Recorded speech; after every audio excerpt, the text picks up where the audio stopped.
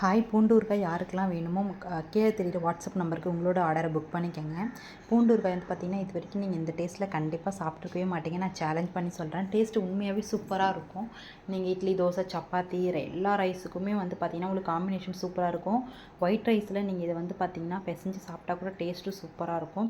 கண்டிப்பாக ட்ரை பண்ணி பாருங்கள். ஃபர்ஸ்ட்டு ஆர்டர் பண்ணுற 10 பேருக்கு வந்து பார்த்திங்கன்னா முருகன் வேல் தான் வந்து கிஃப்ட்டாக தரப்போகிறோம். ஆர்டர் பண்ணுற எல்லாருக்குமே சூப்பரான கிஃப்ட் ஒன்று இருக்குது. அதில் ஸ்பெஷல் கிஃப்ட் என்னென்னு பார்த்தீங்கன்னா, முருகன் வேலு வந்து ஃபஸ்ட் ஆர்டர் பண்ணுற 10 பேருக்கு வந்து பார்த்திங்கன்னா ஒரு கிவ் அவே கிஃப்ட்டாக கொடுக்குறோம்.